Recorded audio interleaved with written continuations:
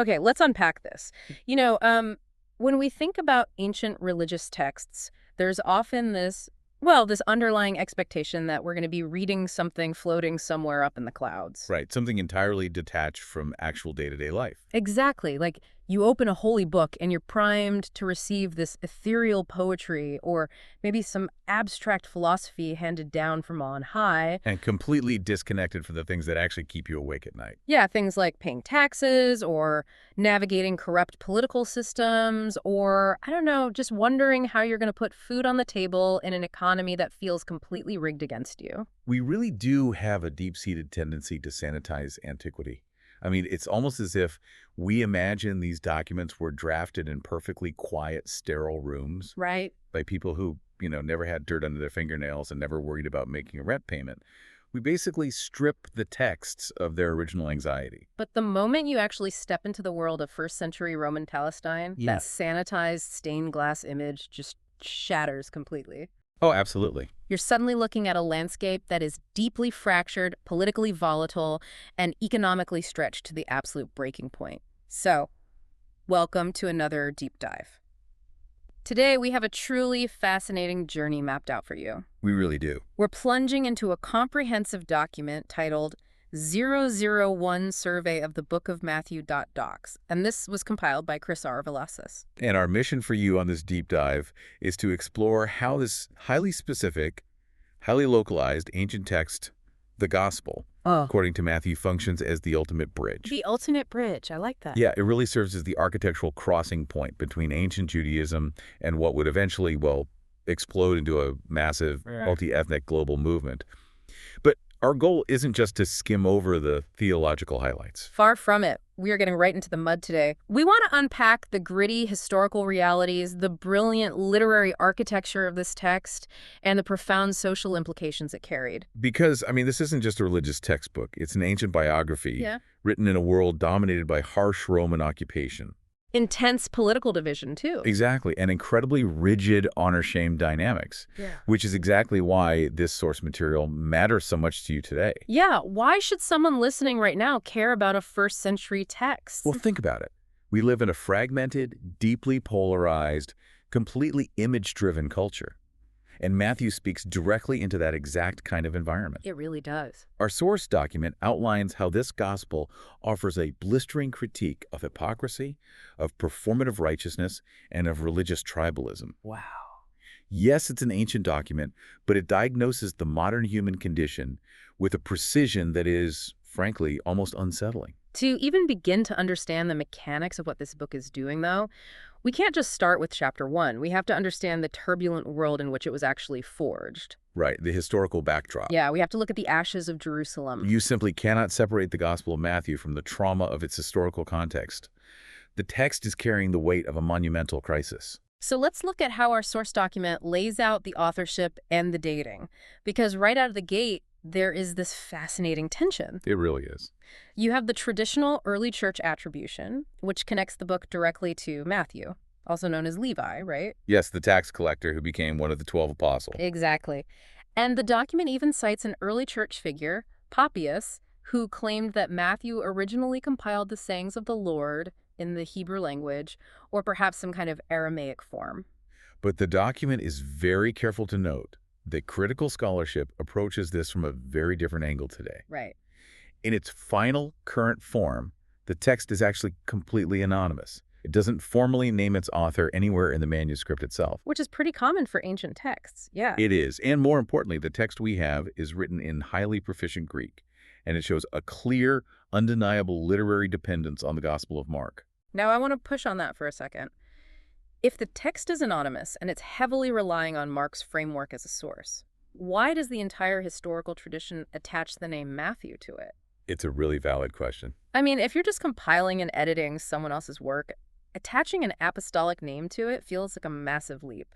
It is a great question, and it really gets to the heart of how ancient documents were preserved and authenticated. The critical view suggests that while the final Greek editor might be anonymous, the core traditions— Like those Aramaic sayings? Exactly. Perhaps that early Aramaic collection of sayings Papias mentioned, those could very well trace back to the historical Matthew. Ah, okay. The community preserving this text, recognized the apostolic authority behind the traditions it contained, even if the final literary assembly utilized Mark's narrative spine. It makes a lot of sense. And where was this community located? The source notes they likely resided in Antioch, Syria, Okay, so a major hub. a massive, diverse urban center where Jewish and Gentile populations were constantly interacting. Which makes perfect sense when you look at the timeline.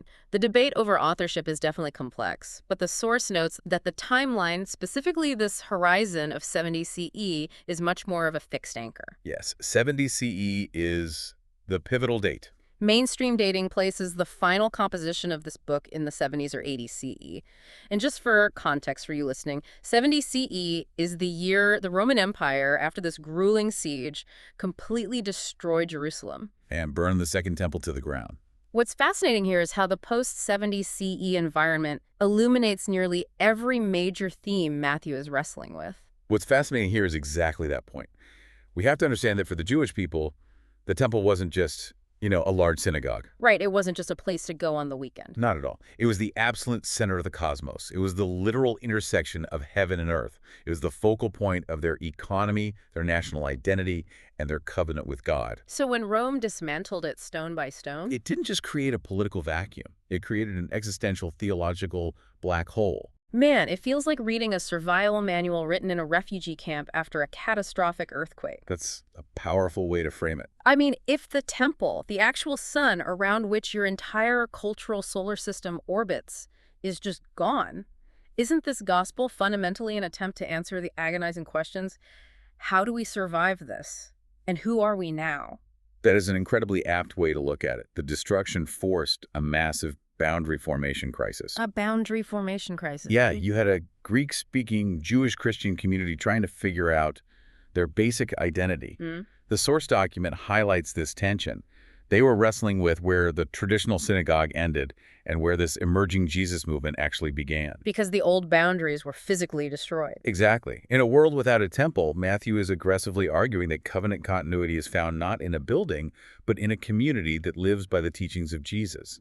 Jesus basically becomes the new locus of the divine presence. And you have to layer that theological crisis over the sheer brutality of the political landscape, too. Oh, absolutely.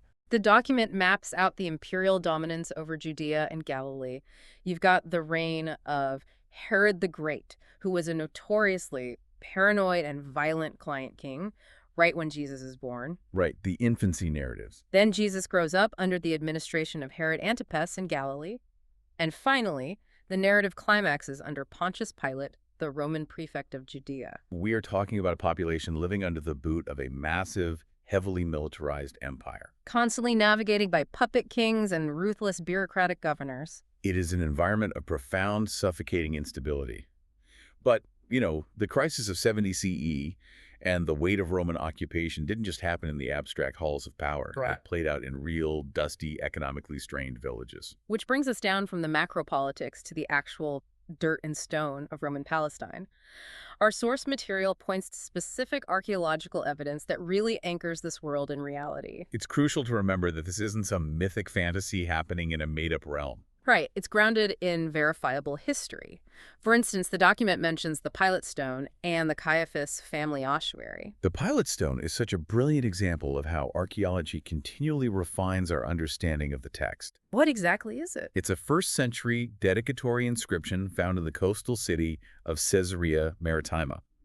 Prior to its discovery, some highly skeptical critics actually questioned whether Pontius Pilate was even a real historical figure. Wow, they thought he was just a literary invention. Exactly. But here you have a piece of limestone that literally confirms his title as the prefect of Judea, perfectly supporting the historical setting of Matthew's trial narrative. That's incredible. And the Caiaphas discovery does something similar, right? Yes, very similar. Finding this ornate bone box belonging to the family of Joseph, son of Caiaphas, in Jerusalem, it takes the priestly aristocracy, the very people we see conspiring in the later chapters of Matthew, out of the realm of caricature. Right, and places them firmly in the historical record as real, affluent, powerful historical actors. Precisely.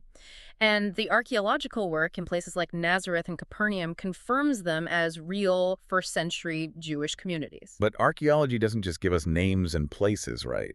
It reveals the social and economic substrate of the region. The source emphasizes the agrarian reality of this world. This is where the text suddenly feels incredibly modern to me. When you look at the economic reality, the agrarian labor, the fishing industry, the toll collection, the land leasing, and the intense tenant conflicts, It changes everything. it changes how you read the text entirely. The document points out that the social world of Matthew is absolutely steeped in debt and patronage. Yes, heavy, inescapable debt. So when you read the parables about unpayable debt or day laborers standing in the market waiting for work, it isn't just some airy spiritual metaphor. No, not at all. It's like reading a modern novel steeped in gig economy anxiety and crushing systemic student loan debt. Yeah. It reflects the immediate visceral stress of the audience. They knew exactly what it meant to owe a sum of money you could never mathematically pay back. Or the panic of hoping someone would hire you for a single day's wage just so your family could eat that night. That economic anxiety was literally the water they were swimming in. But you have to add another layer to fully grasp the social dynamics here. Yeah. The honor-shame culture. Oh, right. In this society, public reputation, purity boundaries, and patriarchal family structures were not just cultural preferences. They were the rigid glue that held a very fragile society together. I really want to focus on those purity boundaries because this is where the friction really starts in the narrative.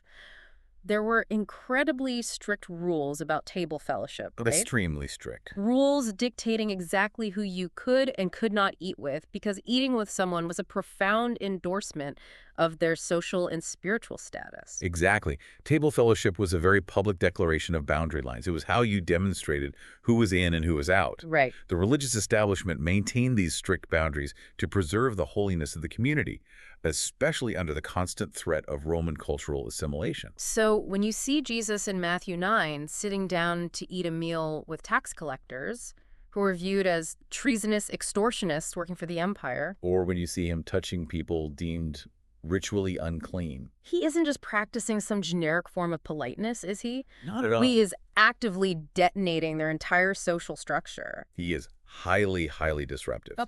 Against this strict backdrop of boundary markers, his actions land with a shocking, almost scandalous force. Wow. He isn't just ignoring the rules. He is deliberately transgressing their social expectations to demonstrate that the boundaries of God's covenant mercy are wider than the religious establishment's purity codes. That's huge. He is redefining greatness not as social separation and power, but as servanthood and inclusion. It is a radically subversive message. Mm-hmm. But to communicate something that paradigm shifting, the author of Matthew didn't just haphazardly throw together a diary of events. No, they certainly didn't. They built a literary masterpiece. They engineered the architecture of this text to prove a very specific monumental point. The structural design of Matthew is truly a marvel. The source document categorizes it as an ancient biography, a bios, but one that is thoroughly saturated with scriptural interpretation. And the defining architectural feature that scholars point to is its 5-discourse arrangement, right? Yes, the 5 discourses. The source notes this repeated literary marker. 5 distinct times in the gospel, the narrative pauses and uses some variation of the phrase, when Jesus had finished saying these things. It acts as a massive structural pillar. Exactly, dividing the text into 5 great teaching blocks. You have the Sermon on the Mount, the mission discourse to the disciples, the kingdom parables, the discourse on community life, and finally the eschatological teaching about the end of the age. And this 5-part structure is absolutely not a coincidence. It is a deliberate, highly calculated literary strategy that scholars identify as a Moses typology. Okay, so if Matthew is widely considered the most Jewish of the Gospels in its style, its vocabulary, and its concerns, isn't this 5-part structure just a massive, blinking neon sign pointing back to the Torah? Yes, the 5 books of Moses. It feels like the author is presenting the teachings of Jesus as a version 2.0 of the law. If we connect this to the bigger picture of Matthew's theology, the parallel to the Torah is absolutely central. But, calling it version 2.0 might inadvertently undersell the magnitude of what the text is actually claiming. Oh, really? How so? Well, Matthew is undoubtedly presenting Jesus as a new Moses, but more importantly, as a greater Moses. Ah, greater. The typological parallels are astonishing when you lay them out. Think about it. Jesus survives a politically motivated massacre of infants by a wicked king, exactly as Moses survived Pharaoh. Right, the flight to Egypt. Yes. Jesus comes out of Egypt. He undergoes a period of testing in the wilderness for 40 days, which perfectly echoes Israel's 40 years of wandering. That is so deliberate. And then, most crucially, he ascends a mountain, to deliver the new, definitive teaching, the Sermon on the Mount, just as Moses ascended Mount Sinai to receive the law. Man, the narrative design is brilliant. It takes the foundational narrative of the Jewish people and just maps the life of Jesus directly onto it. Perfectly onto it. But the source document also points out another architectural feature, an inclusio, or like a literary bookend, that frames the entire gospel. The God with us theme. Yeah. In chapter 1, verse 23, during the birth narrative, Jesus is referred to as Emmanuel, which translates to God with us. Right. And then the very last words of the entire gospel in chapter 28 are Jesus telling his followers, I am with you always. It effectively boxes the entire sprawling narrative inside this singular, unbroken promise of divine presence. It creates a beautiful theological envelope for the whole story. And woven through every chapter inside that envelope is the language of fulfillment. The fulfillment citations. Yes, our document highlights the Greek word plero. Matthew constantly interrupts his own narrative with these formula citations, saying, this took place to fulfill what was spoken by the prophet. Like he's checking boxes off a historical list. Essentially, yes. He is making a maximal Christological claim here. A maximal Christological claim meaning what exactly? That Jesus isn't just a good teacher, but like the apex of the entire historical timeline. Precisely. Matthew traces a redemptive historical timeline that moves from the promises given to the patriarchs through the giving of the Torah under Moses into the establishment of the kingdom under David. Through the exile. Right, through the bitter judgment of the Babylonian exile, and finally arriving at ultimate fulfillment in Jesus. Jesus isn't flattening the law. He isn't abolishing the prophets. He's fulfilling them. He is presented as the singular figure who brings all of those ancient trajectories to their intended, perfect completion. You see that right in the opening genealogy. It isn't just a dry list of, so-and-so begat so-and-so. Far from it. The document notes that it is structured specifically to convey royal and covenantal meaning. By meticulously tracing Jesus to David, Matthew establishes his royal credentials as the Messiah. And by tracing him back to Abraham, he establishes him as the inheritor of the covenant promised to bless all nations. The text is aggressively arguing that Jesus possesses the authority to do what only God and the true King of Israel can do. And because he possesses that ultimate authority, when he sits down on the mountain to deliver this new teaching, he speaks with an authority that completely bypassed the scribes and religious lawyers of his day. Which brings us to the actual content of that teaching. If Jesus is the new, greater Moses delivering the definitive interpretation of the law on the mountain, what exactly are the new parameters? Well, they're intense. Because when we look at the Sermon on the Mount, which spans chapters 5 through 7, the standards are breathtakingly high. It is the definitive exposition of the kingdom ethic. Yeah. And to understand it, our source document highlights 3 vital Greek concepts that really form the backbone of Matthew's theology here. Okay, lay them out for us. The first is basileia ton ordinun, which translates to the kingdom of heaven. So not an actual place up in the clouds. Right, this is Matthew's preferred reverential expression for the active, dynamic reign of God breaking into human history. It isn't a geographic location. It is the sovereign action of God arriving in the present. And the second term. The second is dikaiosino, which is usually translated as righteousness. But in the context of Matthew, this doesn't just mean generic moral goodness or just avoiding bad behavior. What does it mean then? It refers to deep, comprehensive covenant fidelity. It is right conduct before God that permeates every single aspect of life. Okay, and the third concept. The third crucial term is Hippocrates, or hypocrite. Now, in classical Greek, a hypocrite was simply a stage actor wearing a mask. It's an actor. Right, but Matthew weaponizes this term into a fierce polemic against empty performative religiosity. It's about people playing the part of the righteous without any actual internal reality. You see the collision of these 3 concepts perfectly in the Sermon on the Mount. You really do. Jesus begins with the Beatitudes, pronouncing blessing on the poor in spirit, the meek, the merciful, the peacemakers. He says these are the people the kingdom actually belongs to. But then he pivots. Yeah, he begins to actively intensify the Torah.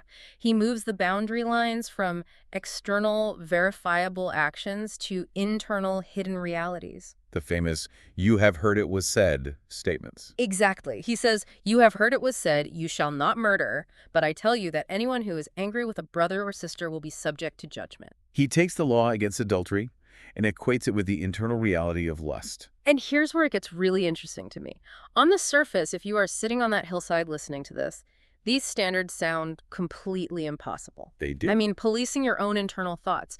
Is this just a crushing, impossible moralism designed to make humanity feel perpetually guilty? That is a crucial, vital question. Because if you read the Sermon on the Mount merely as a new, stricter set of external laws to be achieved through sheer willpower, it is absolutely crushing. Right, it would be an unbearable burden. But our source document unpacks Matthew's specific anthropology, which is how the gospel views human nature. In Matthew, human beings are fundamentally viewed as heart-centered sinners. Heart-centered, so the core is the problem. Exactly. The root of the human problem isn't just bad behavior.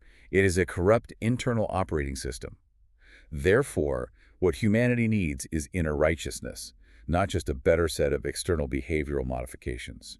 So the goal isn't just behavioral compliance, it's a complete internal reordering of the human heart. Exactly. Discipleship in Matthew is basically a massive, invasive procedure. That's a great way to put it.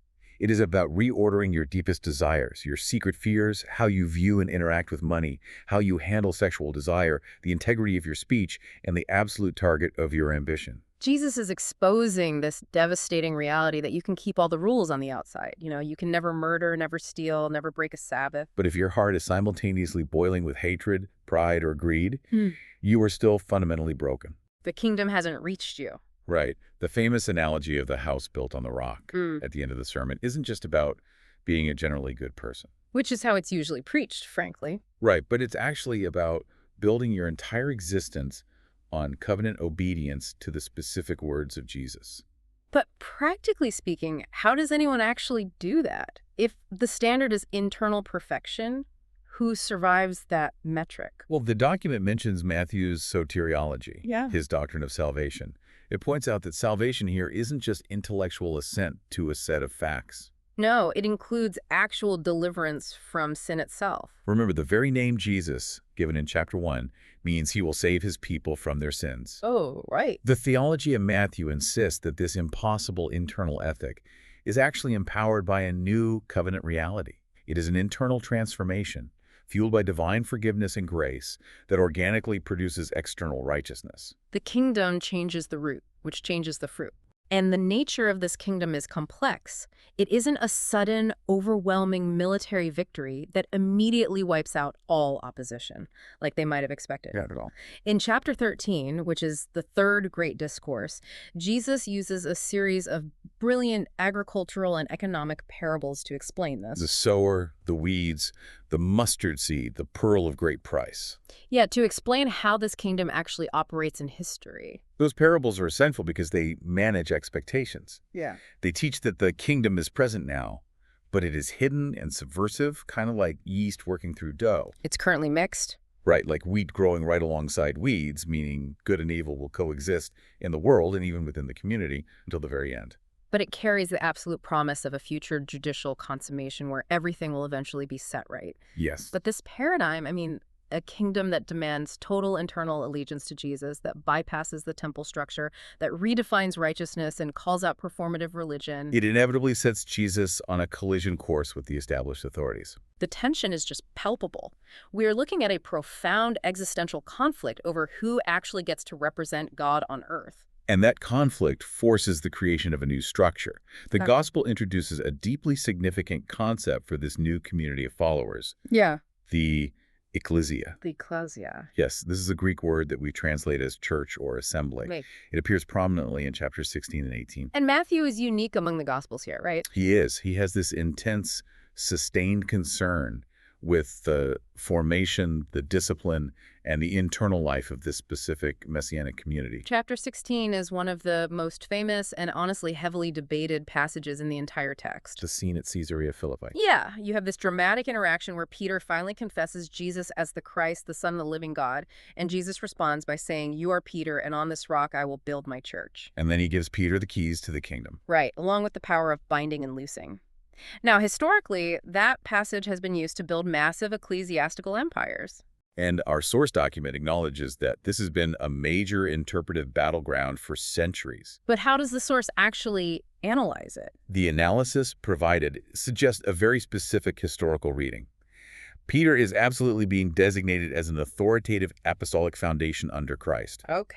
But the rabbinic concept of binding and loosing denotes the authority to declare what is permitted and what is forbidden. Like community rules. Essentially, yes. Authoritative community discipline and the ability to interpret Jesus' teachings for the life of the assembly. So it's about maintaining the integrity of the community's ethic, not establishing some kind of medieval monarchy. Precisely.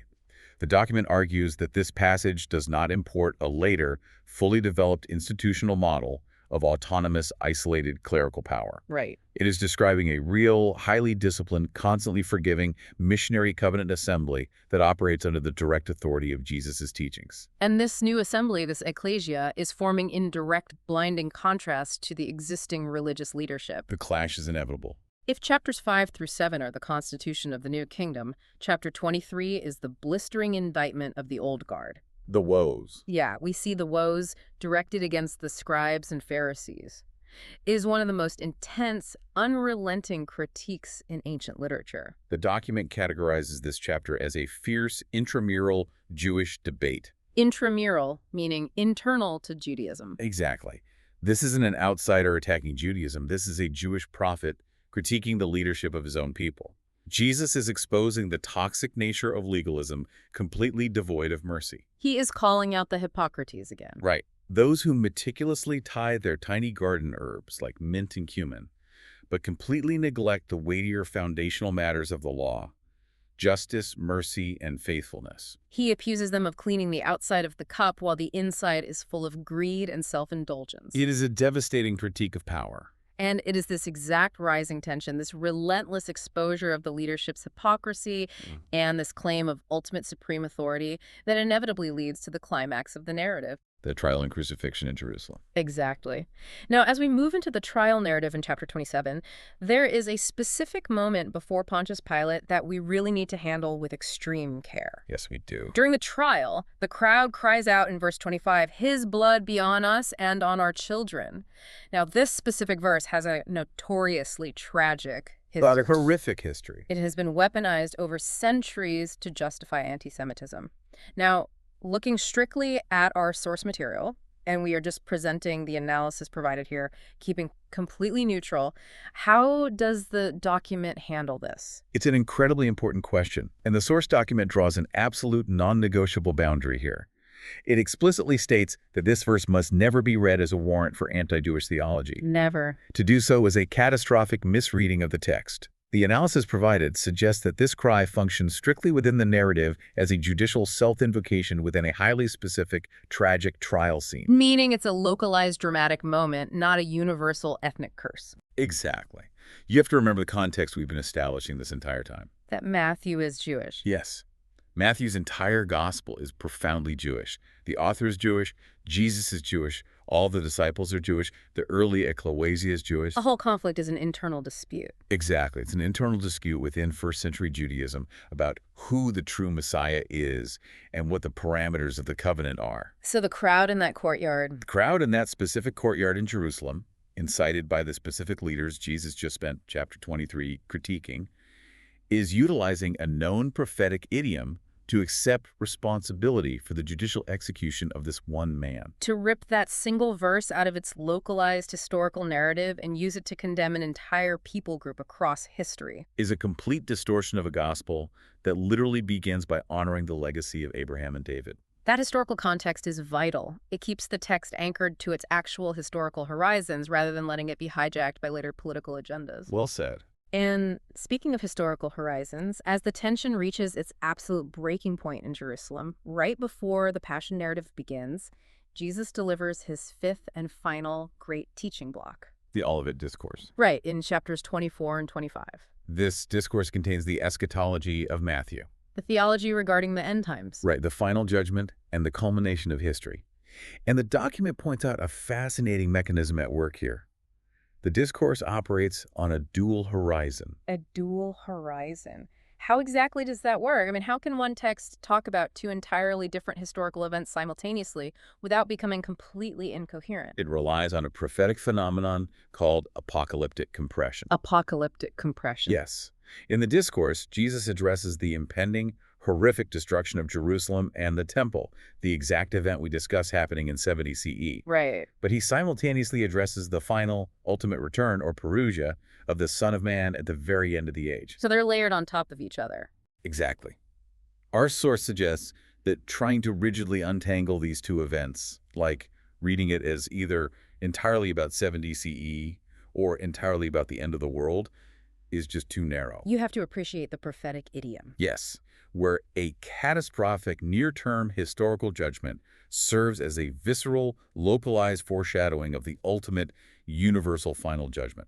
And it is at the end of this massive apocalyptic discourse that we get the famous scene of the final judgment, the separation of the sheep and the goats. A very powerful parable. What strikes me here is the criteria. The ultimate metric for judgment isn't a theological exam. No, it's not. It is how people treated the least of these: the hungry, the thirsty, the stranger, the naked, the sick, and the imprisoned. It ties everything all the way back to the Sermon on the Mount. Exactly. The internal ethic of mercy and righteousness isn't abstract. It is validated entirely by how you treat the most vulnerable, marginalized bodies in your society. Which perfectly sets the theological stage for the climax of the gospel. The Passion and Resurrection, spanning chapters 26 through 28. This is where it all comes together. Every single thematic thread Matthew has been weaving, the Moses typology, the covenant fulfillment, the internal ethic, the clash with authority, converges in these final hours. Starting at the Last Supper. Right. Jesus interprets his impending violent death not as a tragic political failure, but as a covenantal act. He takes the cup and calls it my blood of the covenant, which is poured out for many for the forgiveness of sins. Directly inaugurating the new covenant that empowers that internal transformation we talked about earlier. Yes. And then we see the profound agony of his submission to the Father's will in the Garden of Gethsemane. We see the terrifying convergence of both political and religious injustice arrayed against him. With the high priest Caiaphas and the Roman prefect Pilate, both condemning an innocent man to maintain their fragile grip on power. And then we arrive at the crucifixion itself. Wow. And when you look closely at how Matthew frames the cross, it is absolutely staggering. It really is. It operates as a paradoxical coronation ceremony. You mean? Break that down. Well, all the traditional symbols of a king's enthronement are present, but they are grotesquely inverted through suffering and state violence. Oh, wow. Like a king normally receives a crown, right? So the soldiers weave a crown of thorns. A king wears a royal robe, so they strip him and mockingly drape a scarlet robe over him. The cruelty is the point for the Romans. Right. A king holds a scepter, so they place a reed in his hand and then use it to beat him. A king is lifted up on a throne, so he is lifted up on a Roman torture device. Now the placard. Yes. They even place a placard over his head announcing his official royal title. This is Jesus, the King of the Jews. He is dying under the very title of his kingship. The empire thinks they are executing a failed rebel, but Matthew is arguing they are unwittingly crowning the Lord of the cosmos. It's brilliant subversion. But this raises an important question, perhaps the most important question of the entire text. What's that?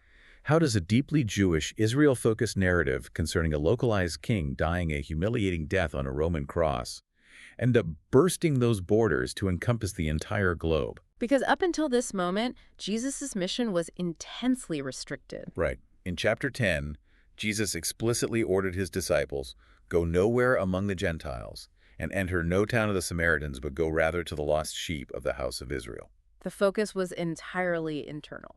The cosmic transition happens entirely through the mechanism of the resurrection. The resurrection changes the scope. It does. The resurrection is God's ultimate, undeniable vindication of Jesus. It is the divine stamp of approval, proving that his paradoxical suffering coronation was in fact a true and eternal coronation. Death could not hold the author of life. And because he is entirely vindicated by God, the risen Lord steps forward on a mountain in chapter 28 and makes a claim of absolute, staggering magnitude. All authority in heaven and on earth has been given to me. All authority, not just authority over Judea. Not just authority over the temple, total cosmic authority. And that universal authority fundamentally demands a universal mission. Yes, it bursts the Great Commission. Jesus says, "Go therefore and make disciples of all nations." The Greek word used for nations is ethna. This is the explosive paradigm shift. The covenant is no longer restricted to ethnic Israel. It is the birth of a massively inclusive, multi-ethnic disciple-making movement. The story definitively transitions from the lost sheep of Israel to the very ends of the earth. But notice the crucial caveat. He tells them to teach these new global disciples to observe all that I have commanded you. So the radical internal ethic of the Sermon on the Mount, The mercy, the peacemaking, the purity of heart. it's all now being exported to the entire world. Exactly. The kingdom ethic goes global.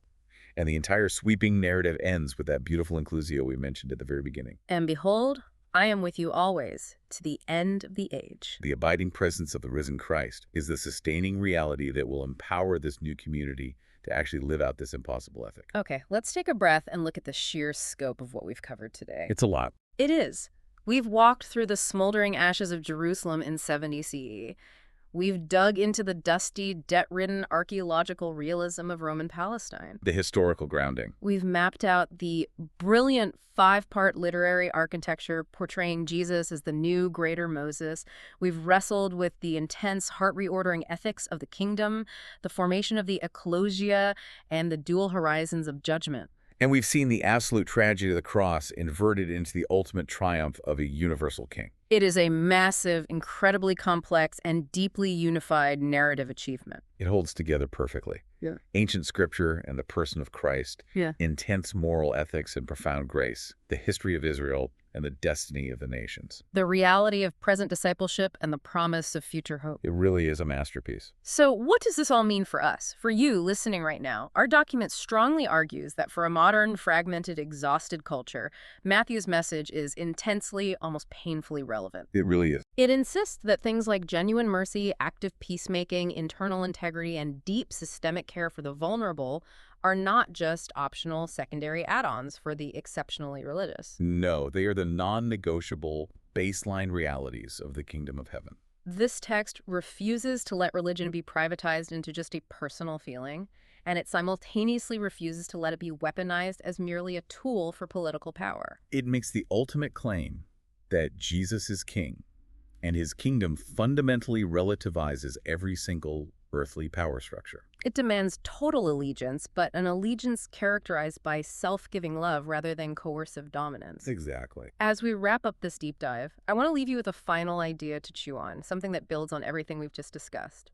Throughout this entire journey, we've seen that Jesus' central mission in Matthew was to fulfill the law and the prophets, not to abolish or destroy them. Right, fulfillment. In our modern world, we are completely obsessed with the concept of disruption. In tech, in business, in politics, we constantly want to tear down old systems, old institutions, and old ideas to build something entirely unprecedented from scratch. We definitely celebrate the disruptors who break things. We really do. But Matthew presents a completely different, almost countercultural paradigm for revolution. What if the most radical, truly transformative thing you can do isn't to erase the past and burn everything down, but to uncover and perfectly fulfill its deepest original intent? That's a profound thought. What would it look like if we approached our own lives, our own relationships, and our own communities, not as broken things needing to be disrupted and replaced, but as ancient, beautiful promises waiting to be fulfilled? Keep diving deep, and we'll see you next time.